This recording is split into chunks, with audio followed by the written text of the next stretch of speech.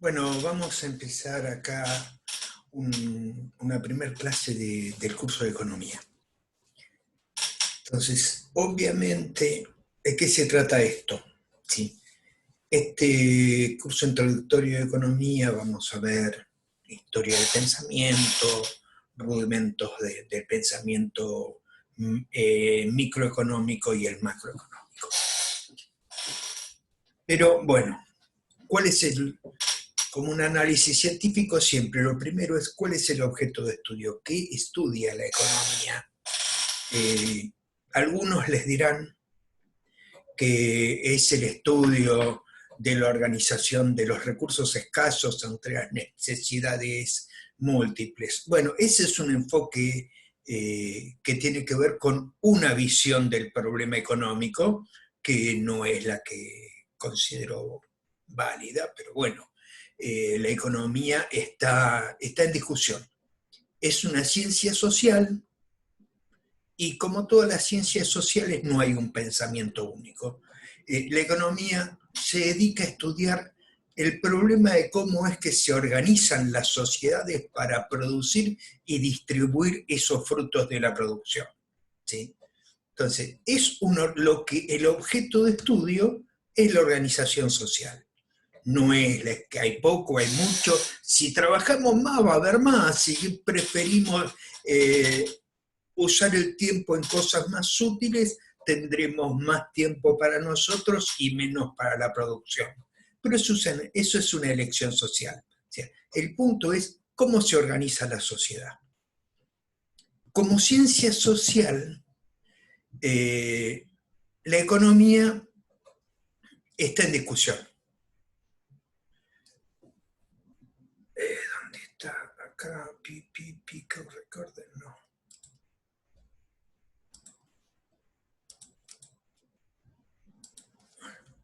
Entonces, ya viví, ya les dije, es una ciencia social que ¿qué estudia?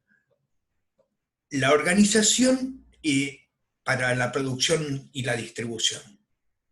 Tenemos muchas teorías sobre esto, ¿sí?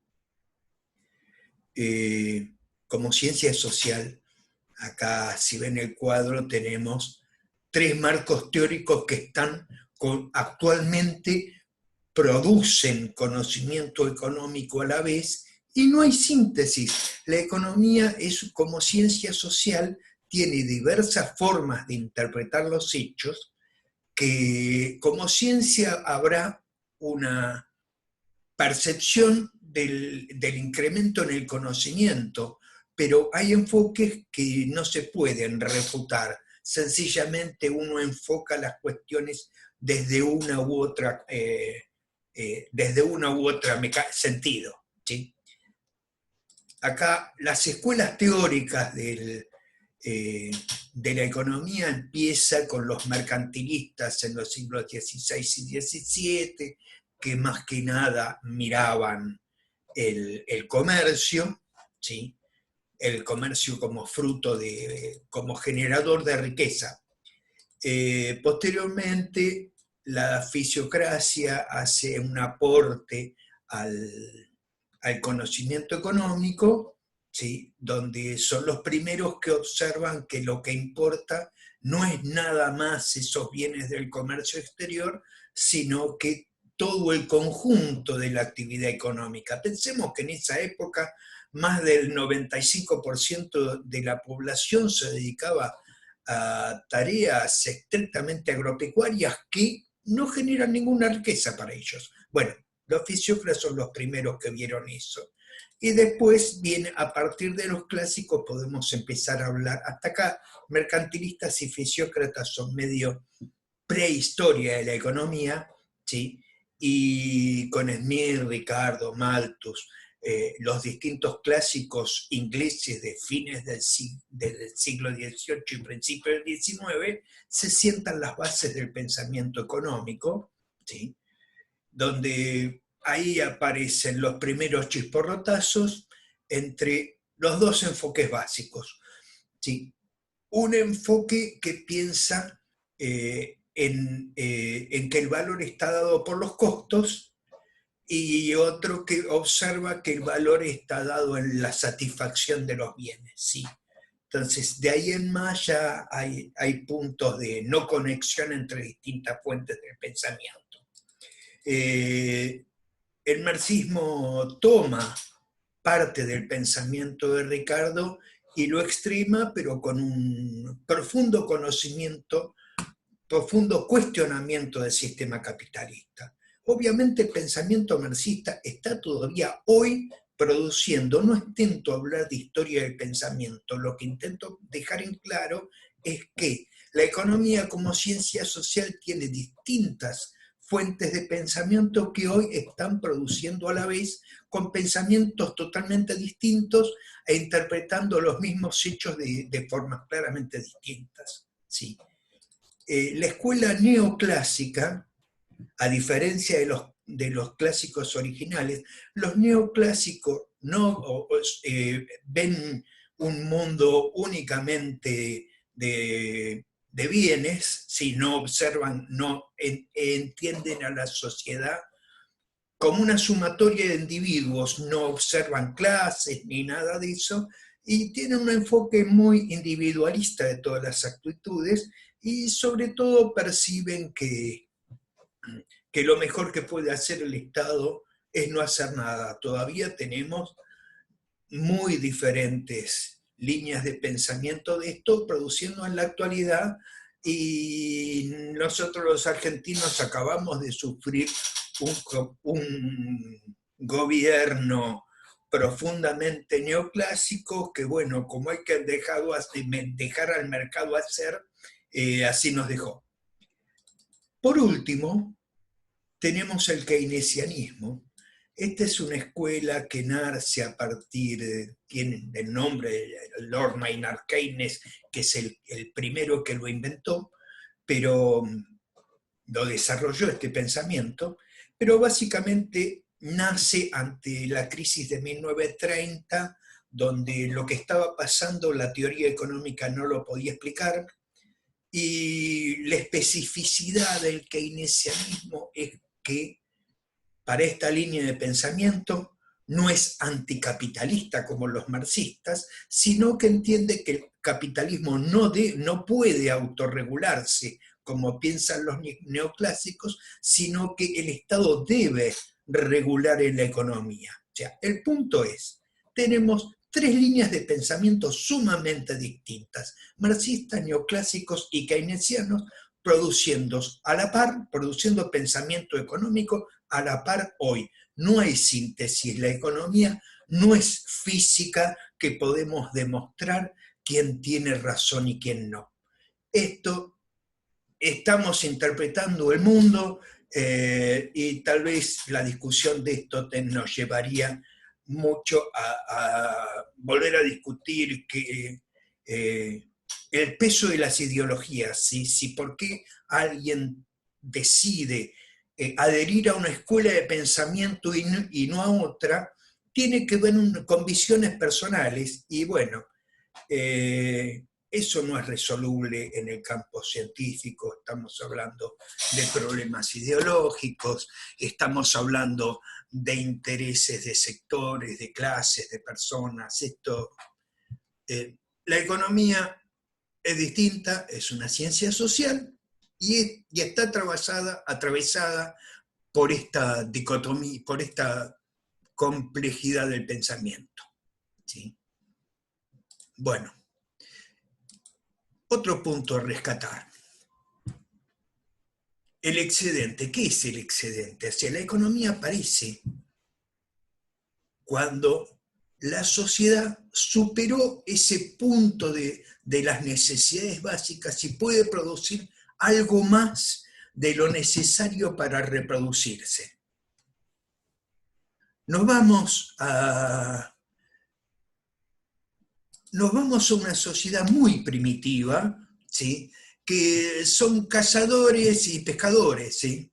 Entonces, ¿qué hacen esta tribu cazadora y pescadora? Y produce arcos y flechas, lanzas y arcos, flechas y lanzas como para cazar animales, redes para pescar peces, ¿sí? Entonces, ¿cuál es su punto de producción de excedente? Entonces, esta gente necesita alimentarse, sobrevivir ellos y todo su grupo familiar y reproducir los arcos, flechas y lanzas y redes que se les destruyeron en la caza y pesca. Normalmente les queda un poco, les queda algo, ¿sí? Produjeron más de lo necesario para reproducirse y reparar todo lo que se rompió en la producción. Entonces, esto es lo que se llama excedente. Este excedente, básicamente, se puede usar para dos cosas, ¿sí? Primero, que el excedente es lo que determina cuando una sociedad superó su nivel básico y cuando todavía no. Bueno, entonces, básicamente, ¿qué puedo hacer con esta producción en más?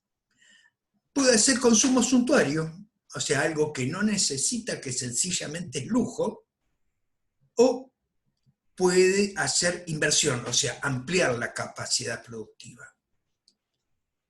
Esta opción de consumir hoy o ampliar la capacidad productiva para en un futuro vivir mejor es una opción que existe desde siempre, pero básicamente desde que hay excedente. ¿Sí? Entonces, tenemos dos problemas con el excedente que normalmente van de la mano. ¿Sí? El excedente se puede usar para consumo suntuario o para ampliación de la capacidad productiva en función de la elección social. Pero esa elección social va a depender de qué tipo de sociedad estemos hablando. Vamos a un ejemplo muy fácil de entender. La sociedad egipcia,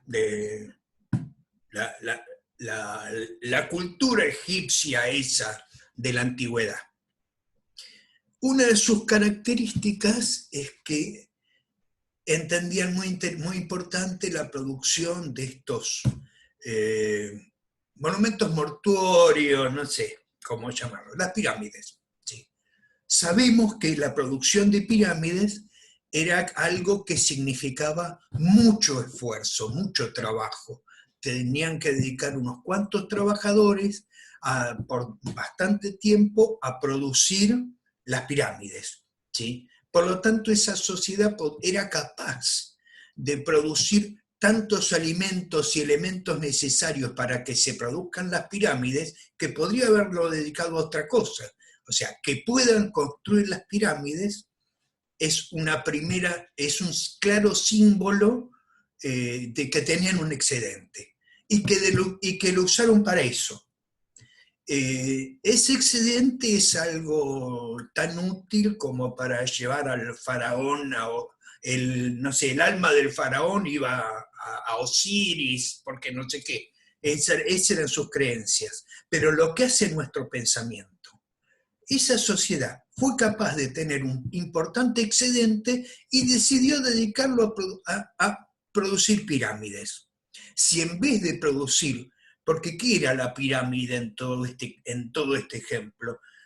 Un bien para que el señor faraón pueda tener una mejor vida posterior.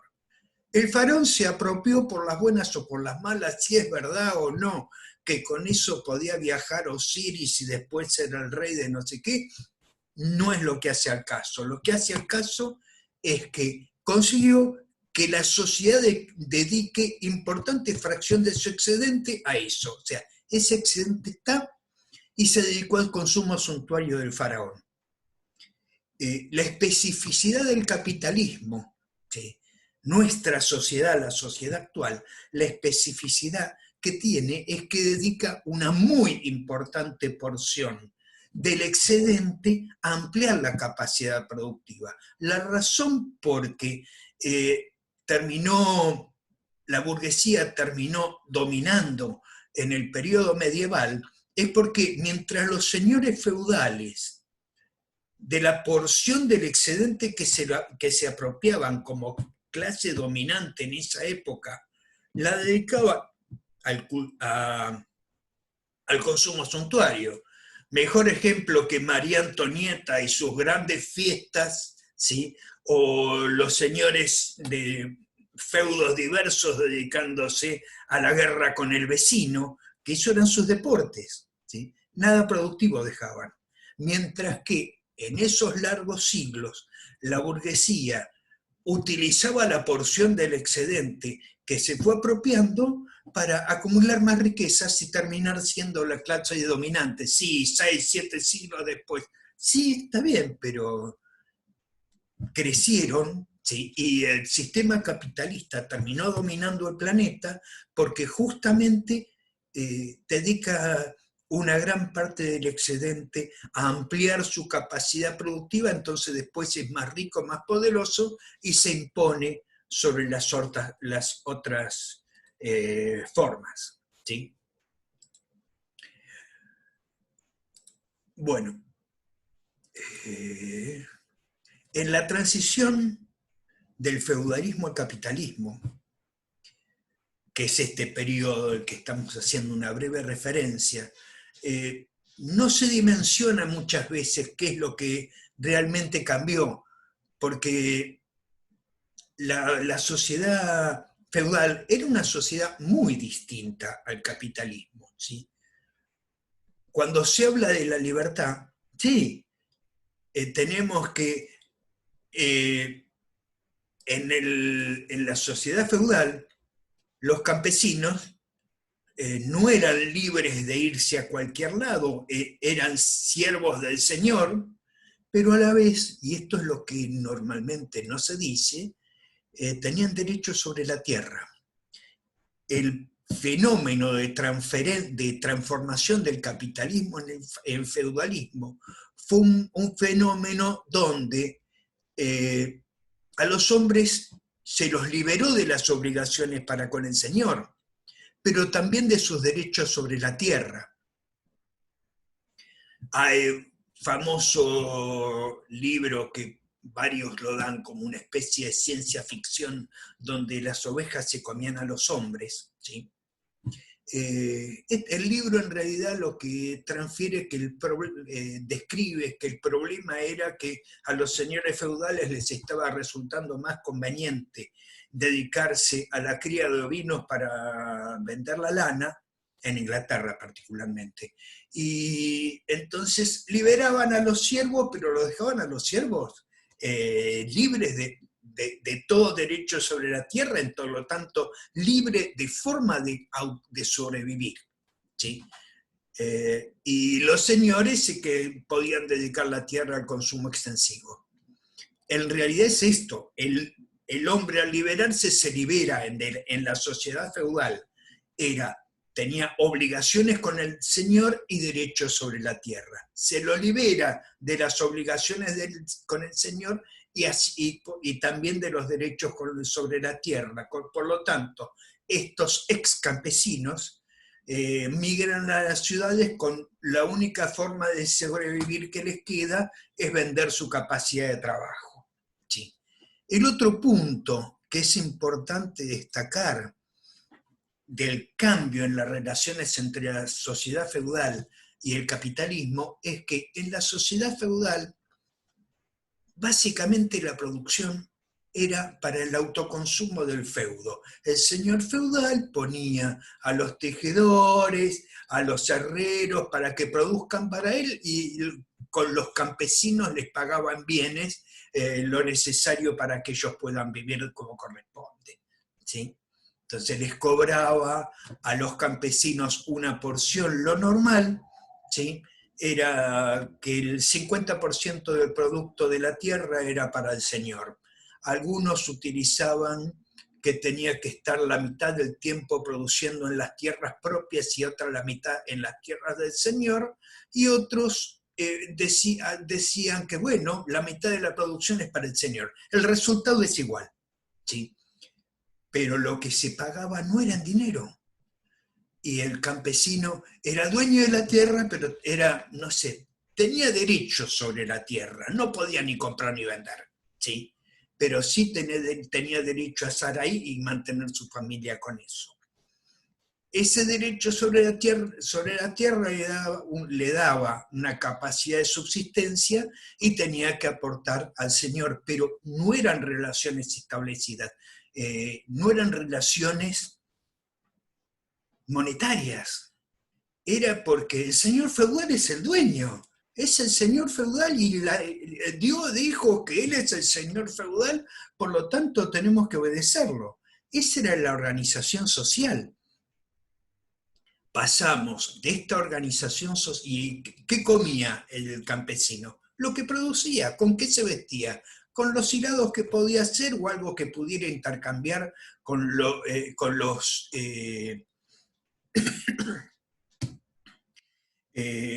trabajadores así, los artesanos que trabajaran para el Señor.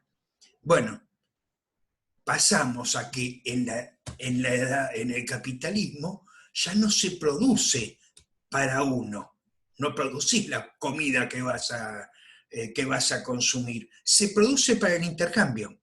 ¿Sí? Entonces ya hay una relación distinta entre el hombre y el bien. Ya el bien que se produce no es un bien para la mera satisfacción, sino que pasa a ser un bien para el intercambio. Y eso cambia toda la relación entre el hombre y su producción. Y bueno, y por último, el otro punto que es importante remarcar en esta transformación del feudalismo al capitalismo es que en el feudalismo las relaciones no eran económicas, eran de poder. Sí, y en eso se pasa, bueno, de tener que darme el 50% de la producción a que me tenés que dar tanta plata. Y a medida que se van monetizando las relaciones feudales se van destruyendo y en esta larga transición de siglos es que la sociedad feudal europea se transformó en una sociedad mercantil. Pero esto fue un proceso muy largo de varios siglos. Y hablamos de Europa porque es en Europa donde se generó este sistema capitalista y muchas especificidades del sistema productivo tienen que ver con esta sociedad europea que es la que generó este sistema, más como latinoamericanos que, mal que nos pese, tenemos el signo dado por la colonización europea.